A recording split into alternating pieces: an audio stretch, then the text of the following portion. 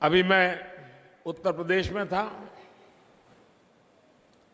चुनाव सभाओं में अलग अलग इलाके में जाता था, तो लोग मुझे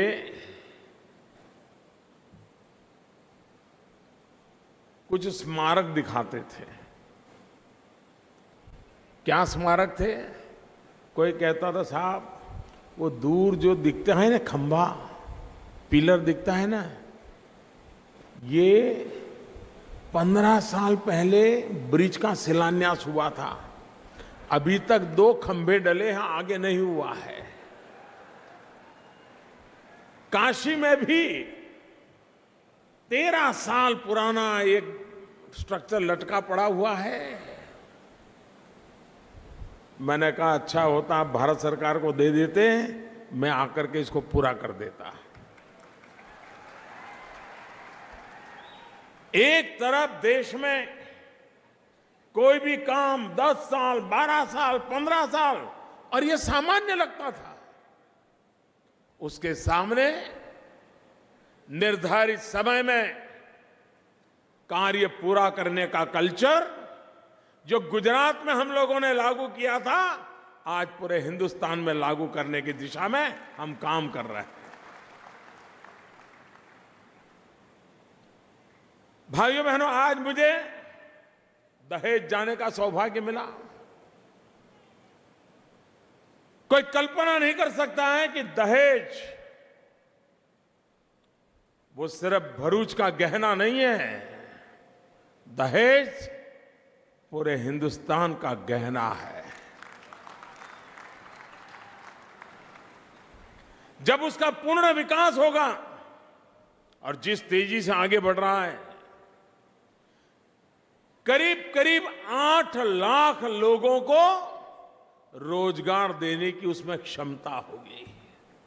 आप विचार कीजिए, इस क्षेत्र में इतना बड़ा रोजगार का अवसर पैदा हो, स्थिति इस इलाके का स्थिति कैसी बनेगी, इसका आप अंदाज कर सकते हैं भाइयों। और मैं बार बार दहेज आता था, भली भांति जानते हैं, उसके चप्पे चप्पे से मैं वाकिफ हूं, अपनी आंखों से उसको विकसित होते देखा है। और आज जब पूर्णता की ओर कदम रख रहा है, पीसीपीआर, दहेज, ओपेल, भाइयों बहनों, देश की आर्थिक धुरा को एक नई ताकत मिलने वाली है और ये भरूच की धरती पर हो रहा है। मैं आपको बहुत बहुत बधाई देता हूं। मैं मुख्यमंत्री जी का अभिनंदन करना चाहता हूं, क्योंकि जब बस पोर्ट की कल्पना की, मैं यहां मुख्यमंत्री था, तो मेरे मन में एक विचार आता था कि ऐसी कैसी सरकार है कि अमीर अगर हवाई अड्डे पर जाता है, हवाई जहाज में बैठने जाता है, तो उसको हर प्रकार की सुविधा उपलब्ध होती है। ठंडी हवा चलती है, ठंडा पानी मिलता है, जो खाने के लिए चाहे वो खाना मिलता है। क्या मेरे देश के गरीब को इसका हक नहीं होना चाहिए? क्या हवाई जहाज में उड़ने वालों को ही ये सब होना चाहिए क्या? इस बात ने मेरे मन को हर पल झकझोरा, और उसका परिणाम था कि बड़ौदा में सबसे पहला पीपीपी मॉडल पे एक ऐसा बस अड्डा बना, ऐसा बस पोर्ट बना, जिसकी वीडियो यूट्यूब पर दुनिया भर में लाखों लोग देखते रहे कि ऐसा भी कोई बस स्टैंड हो सकता है। और बस में गरीब से गरीब व्यक्ति जाता है, गरीब से गरीब आदमी अपने हाथ में झोला लेकर के बस में जाता है, बीड़ी पीता है, कहीं पर भी बीड़ी डालता है। आज अगर बड़ौदा में जाइए, वो पूरी तरह साफ सुथरा बस स्टैंड उसी मॉडल पर अहमदाबाद में बना। अब तक शायद 4 बन चुके हैं, और मुझे खुशी है कि राज्य सरकार ने उसी योजना को आगे बढ़ाते हुए वैसा ही शानदार बस पोर्ट भरूच में बनाने का फैसला किया। भाइयों बहनों, एक काम जिसका आज विजय भाई ने उल्लेख किया, भाड़भूज में वियर बनाने का। आप कल्पना कर सकते हैं, ये वियर के पीछे 4,000 करोड़ रुपया तो ठीक बात है, 4,000, 5,000, 6,000 होता रहेगा, लेकिन ये पूरे भरूच की जिंदगी बदल देगा। आप कल्पना कीजिए, भरूच से सरदार सरोवर डैम तक करीब 125-150 किलोमीटर का पूरा रास्ता ये पानी से लबालब भरा होगा। वो दृश्य कितना आनंददायक होगा। उस पूरे इलाके में जमीन में पानी जाने से करीब 150 किलोमीटर का इलाका दोनों तरफ 20-20 किलोमीटर पानी के तर ऊपर आएंगे। भरूच में मैं जब मुख्यमंत्री था तब भी ये बात आती थी, तब हमारा रमेश यहां का विधायक हुआ करता था, तब भी ये बात आती थी कि यहां पीने का पानी, भाइयों बहनों, आज ये वियर बनने के बाद अच्छी क्वालिटी का भरपूर शुद्ध पानी ये भरूच को प्राप्त होगा। और आप मान के चलिए, जैसे आप सूरत की प्रगति देख रहे हो ना, आपकी आंखों के सामने हुआ है। 20-25 साल में सूरत बदला है, 10-15 साल में पूरा भरूच बदल जाएगा। ये मेरे शब्द लग करके रखिए। मैं अपनी आंखों के सामने चित्र को भली भांति देख पा रहा हूं। और विश्व का सबसे बड़ा ऊंचा सरदार वल्लभ भाई पटेल का स्टैच्यू बनेगा, स्टैच्यू ऑफ यूनिटी। विश्व भर के यात्री आएंगे।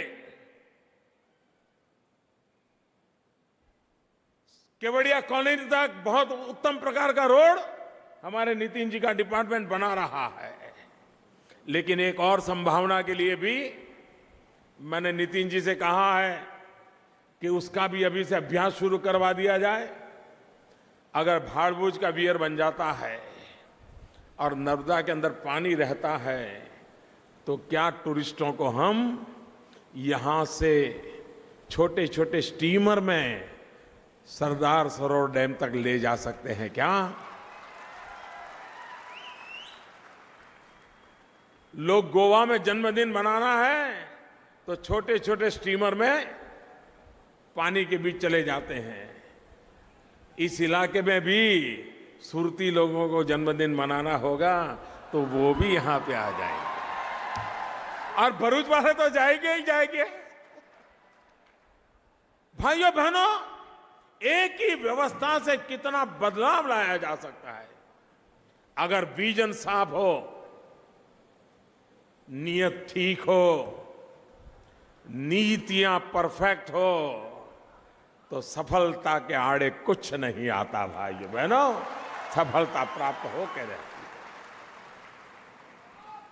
मैं आज जब गुजरात में आया हूं, नितिन जी आए हैं, तो उनकी इच्छा है कि उनके डिपार्टमेंट की घोषणा मैं करूं। भले मैं करता हूं, लेकिन क्रेडिट नितिन जी को जाती है।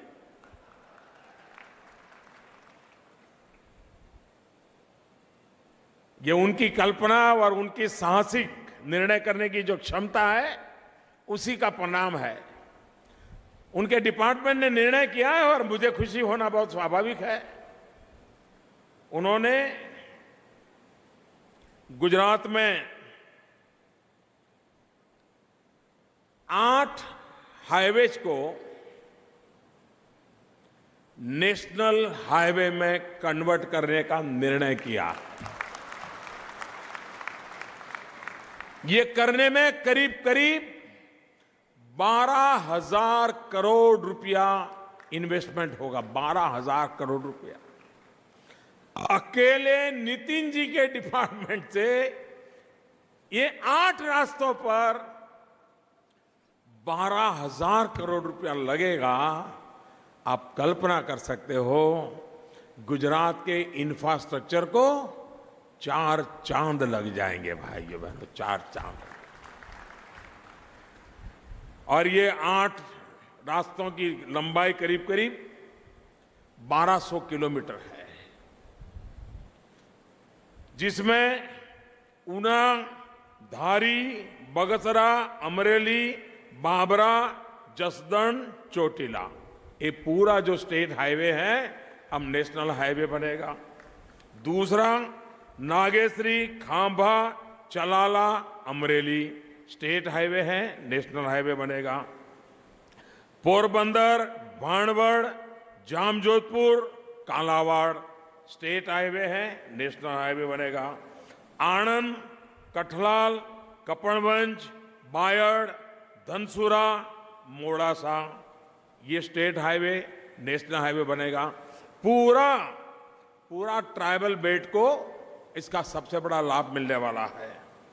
लखपत, कच्छ का डेवलपमेंट करना है, धौलावीरा का डेवलपमेंट करना है, टूरिज्म को बढ़ाना है। लखपत, गढ़ूली, हाजीपुर, खावड़ा, धौलावीरा, मोवाना, सांतलपुर।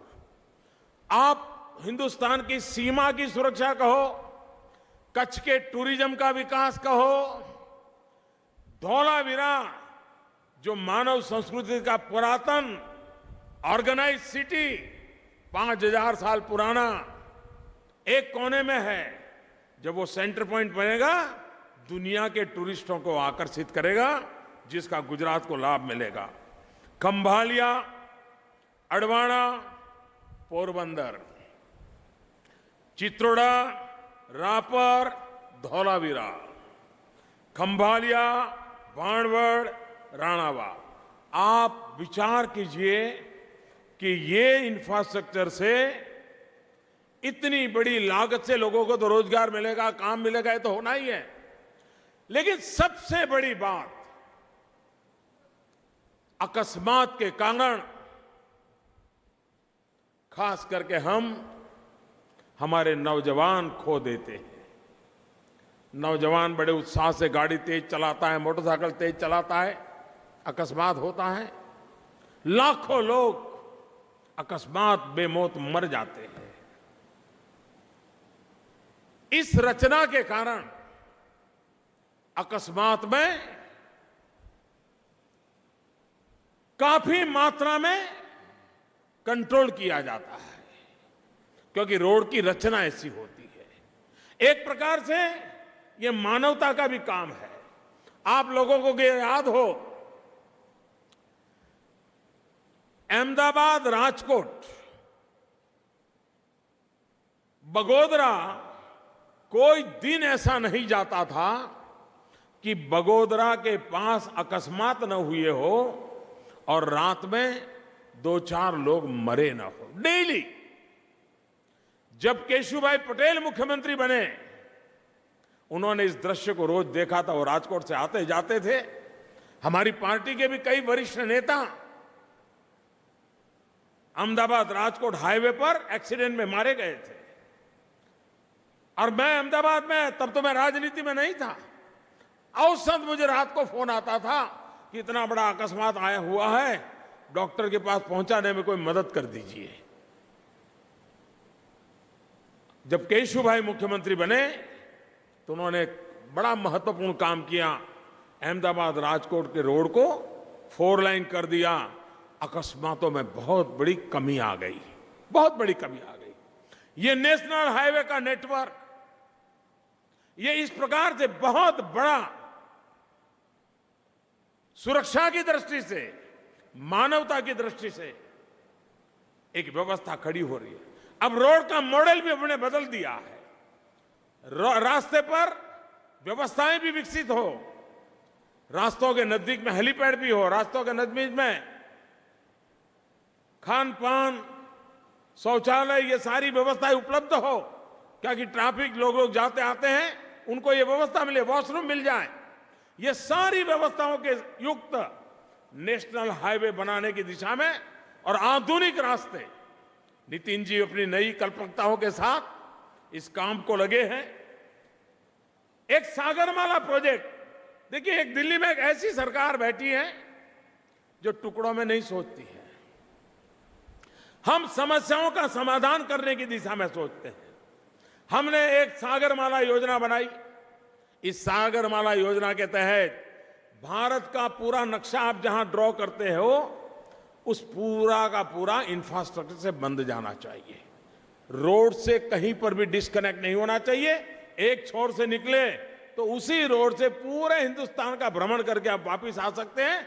ऐसी एक सागरमाला प्रोजेक्ट, भारतमाला प्रोजेक्ट, इसकी हम रचना कर रहे हैं। इस भारतमाला से रोड का नेटवर्क होगा, सागरमाला से जो समुद्री तट है उसके इंफ्रास्ट्रक्चर का काम होगा। भारतमाला और सागरमाला पोर्ट लेड डेवलपमेंट को एक नई ताकत देगी और उसके कारण अकेले पोर्ट सेक्टर में सागरमाला के तहत 8 लाख करोड़ रुपए से ज्यादा नया पूंजी निवेश आने वाले कुछ ही वर्षों में करने की दिशा में हम आगे बढ़ रहे हैं और उसका परिणाम गुजरात को विशेष लाभ मिलेगा। यहां के बंदरों का विकास होगा, यहां के बंदरों से जुड़ी हुई रेल हो, रोड हो, कनेक्टिविटी हो, उसका लाभ मिलेगा। एक प्रधानमंत्री कृषि सिंचाई योजना हमने लागू की है। आप हैरान होंगे हमारे देश में सरकारें कैसे चली हैं। डैम तो बना दिया, लेकिन डैम से पानी कहां ले जाना, कैसे ले जाना, उसकी योजना ही नहीं बनाई। 20-20 साल पहले डैम बने हैं, पानी भरा पड़ा है, कैनाल नहीं है। मैंने ऐसा सारा खोज करके निकाला और करीब 90,000 करोड़ रुपया से प्रधानमंत्री कृषि सिंचाई योजना के तहत डैम टू ड्रीप, यानी ड्रीप इरिगेशन करने तक, खेत में डैम से लेकर के ड्रीप इरिगेशन तक पूरा चेन खड़ा करना, 90,000 करोड़ रुपया लगा करके किसान को पानी पहुंचाने का पूरे देश में ऐसे बंद पड़े प्रोजेक्ट थे, उस पर काम में लगाया है। देश आधुनिक होना चाहिए। हम पुराणपंथी जीवन नहीं जी सकते। 20वीं सदी में रह करके हम 21वीं सदी की दुनिया का मुकाबला नहीं कर सकते। अगर 21वीं सदी के विश्व का मुकाबला करना है तो हमें भी अपने आप को 21वीं सदी में ले जाना होगा। और ये मान के चलिए भाइयों बहनों, अब हिंदुस्तान दुनिया के साथ बराबरी करने के मैदान में आ गया है। अब हम अपने घर में ये वो तू मैं समय बर्बाद करने वालों में तो नहीं है। हम दुनिया के फलक पर भारत को अपनी जगह दिलाने में लगे हुए हैं और इसके कारण हमें भी हिंदुस्तान 21वीं सदी की आवश्यकताओं के अनुकूल बनाना होगा। और उसमें हमें जैसे हाईवे चाहिए वैसे आईवेज भी चाहिए। आईवेज का मेरा मतलब है इंफॉर्मेशन वेज। पूरे देश में ऑप्टिकल फाइबर नेटवर्क, अभी जैसे ब्रिज बनाने के कुछ लोग उसकी क्रेडिट लेने के लिए घूमते फिरते रहते हैं, फायदा उठाओ, कुछ भी बोल दो, फायदा उठाओ, करना धरना कुछ नहीं। भाइयों बहनों, हमारे देश में पुरानी सरकार में ऑप्टिकल फाइबर नेटवर्क ये योजना बनी थी। वो योजना ऐसी बनी थी कि जब मैं प्रधानमंत्री बना तब तक उन्हें 1.25 लाख गांवों में ये काम पूरा करने का उनके फाइलों में लिखा हुआ है। 2014 मार्च तक 1.25 लाख गांवों में ऑप्टिकल फाइबर लगाना ये पुरानी सरकार का निर्णय था, योजना बनाई थी। और जब मैं प्रधानमंत्री बना तो मैंने पूछताछ की। मैंने कहा भाई 1.25 लाख गांवों में से कितना हुआ? आप सोचोगे कितना हुआ होगा भाइयों? 1.25 लाख गांवों में से कितना हुआ होगा? कोई सोचेगा 1 लाख हुआ होगा, कोई सोचेगा 50,000 हुआ होगा। जब मैंने हिसाब लिया तो सिर्फ 59 गांव, 50 और 9, 60 भी नहीं, इतने गांवों में ऑप्टिकल फाइबर लगा था। अब ये काम करने के तरीका था। हमने काम हाथ में लिया। इस देश में 2.5 लाख पंचायतें हैं। 2.5 लाख पंचायतों में ऑप्टिकल फाइबर नेटवर्क डालना है। अब तक 68,000 गांवों में काम हो चुका है। कहां 59 और कहां 68,000। ये फर्क है भाइयों बहनों। अगर इरादा नेक हो, जनता जनार्दन का भला करने का इरादा हो, तो काम में कभी रुकावटें नहीं आती है। जनता का भी सहयोग मिलता है, काम होता है, देश आगे बढ़ता है। गैस की पाइपलाइन, ऑप्टिकल फाइबर नेटवर्क, पानी की व्यवस्था। अभी हमने सपना देखा है 2022 जब हिंदुस्तान आजादी के 75 साल मनाएगा, वो 2022 तक हिंदुस्तान के गरीब से गरीब को भी उसका खुद का अपना घर रहने के लिए मिलना चाहिए, और इस पर हम काम कर रहे हैं। दुनिया के छोटे छोटे देश कहे ना, एक प्रकार से इतने मकान बनाने पड़ेंगे कि भारत में ऐसे कोई नए छोटा देश बनाना पड़े, इतने मकान बनाने। लेकिन भाइयों बहनों, इस सपने को भी हम पूरा करेंगे, हम लगे हैं। आप कल्पना करोगे कैसा है देश। कोई भी देश, उसके पास अपना हिसाब किताब होना चाहिए कि नहीं होना चाहिए। उसके पास क्या है क्या नहीं पता होना चाहिए कि नहीं होना चाहिए। मैं जब प्रधानमंत्री बना तो मैं मीटिंग ले रहा था, शुरू में मैंने कहा भाई बताइए हमारे देश में आइलैंड कितने हैं। जैसे हमारे यहाँ अलिया बेट है या हमारा बेट द्वारका है, ऐसे आइलैंड कितने हैं ये मैं पूछता था। अलग अलग डिपार्टमेंट, कोई 900 कहता था, कोई 800 कहता था, कोई 600 कहता था, कोई 1000 कहता। मैंने कहा क्या सरकार है भाई, ये इतने कहता है, ये इतने कहता है, कोई गड़बड़ लगती है। फिर मुझे पता चला कि किसी ने साइंटिफिक स्टडी नहीं किया था। अब भारत के पास कितने आइलैंड है, इसकी क्या विशेषता है, क्या हिंदुस्तान को आगे ले जाने में इसका कोई उपयोग हो सकता है क्या। मैं हैरान था भाई, उनके पास जानकारी नहीं थी। मैंने एक टीम बिठाई, सैटेलाइट टेक्नोलॉजी का उपयोग किया और पूरा खाका खोल करके निकाल दिया। भारत के पास 1300 से ज्यादा आइलैंड है, 1300 से ज्यादा, और उसमें कुछ आइलैंड तो सिंगापुर से भी बड़े हैं। यानी हम हमारे आइलैंड का कितना विकास कर सकते हैं, कितनी विविधताओं से भर सकते हैं, टूरिज्म के डेवलपमेंट के लिए क्या कुछ नहीं कर सकते हैं। भारत सरकार ने एक अलग व्यवस्था की है, और आने वाले दिनों में हिंदुस्तान के समुद्री तट पर जितने, अभी उसमें से 200 छान करके निकाले हैं। पहले तौर पे उन 200 के विकास का एक मॉडल तैयार हो रहा है। भाइयों बहनों, अगर ऐसी चीजें बनती है तो सिंगापुर चक्कर काटने की क्या जरूरत पड़ेगी। सब कुछ मेरे देश में हो सकता है भाइयों। हमारा देश सामर्थ्यवान है, शक्तिवान है। हम विकास की नई ऊंचाइयों को पार कर सकते हैं। और इसलिए भाइयों बहनों, रेलवे, जैसे नितिन जी बता रहे थे ना कि पहले हमारे देश में एक दिन में सारे हिंदुस्तान के हर कोने का हिसाब लगाते थे तो एवरेज एक दिन में 2 किलोमीटर रास्ते बनते थे। हमारी सरकार बनने से पहले एक दिन में 2 किलोमीटर। नितिन जी ने आकर के ऐसा धक्का लगाया, और जैसा अभी वो बता रहे थे, एक दिन में 22 किलोमीटर काम होता है, 11 गुना ज्यादा।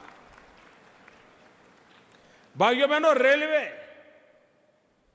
पहले हमारे देश में रेलवे का गेज कन्वर्जन कहो या नई पटरी बिठाने का काम कहो, एक साल में 1500 किलोमीटर का काम होता था। अब इतना बड़ा देश, रेल की मांग उससे आगे नहीं बढ़ रहा था। हमने आकर के बिड़ा उठाया, आगे बढ़ना है।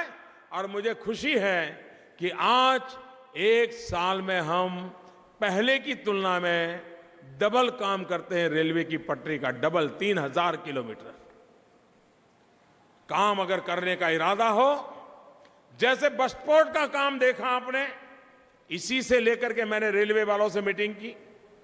मैंने कहा भाई ये रेलवे स्टेशन हमारे ये मरे पड़े हैं, 19वीं शताब्दी के हैं, जरा उसमें बदलाव आ सकता है कि नहीं आ सकता है। अभी रेलवे के डेवलपमेंट का बड़ा बीड़ा उठाया है। हिंदुस्तान के 500 रेलवे स्टेशन बनाने हैं। अभी शुरू में सूरत, गांधीनगर, गुजरात में 2 प्रोजेक्ट अभी तय हुए हैं। आने वाले दिनों में सभी रेलवे स्टेशन मल्टी स्टोरीड क्यों ना हो। रेलवे स्टेशन पर थिएटर भी हो सकता है, रेलवे स्टेशन पे मॉल भी हो सकता है, रेलवे स्टेशन पर रिक्रिएशन सेंटर हो सकते हैं, खान पान का बाजार लग सकता है। पटरी पर गाड़ी चलती रहेगी, बाकी जगह का तो उपयोग होना चाहिए। भाइयों बहनों, विकास के लिए विजन होना चाहिए, सपने भी चाहिए, संकल्प भी चाहिए, सामर्थ्य भी चाहिए, तो सिद्धि अपने आप हो जाती है। और उस काम को लेकर के हम चले हुए हैं। मेरे भरूच के प्यारे भाइयों बहनों, आज मां नर्मदा के तट पर इतना बड़ा काम हुआ है। मेरे साथ पूरी ताकत से बोलिए, मैं कहूंगा नर्मदे, आप लोग दोनों मुट्ठी ऊपर करके बोलेंगे सर्वदे। नर्मदे, नर्मदे, नर्मदे, नर्मदे, नर्मदे। बहुत बहुत धन्यवाद आपका।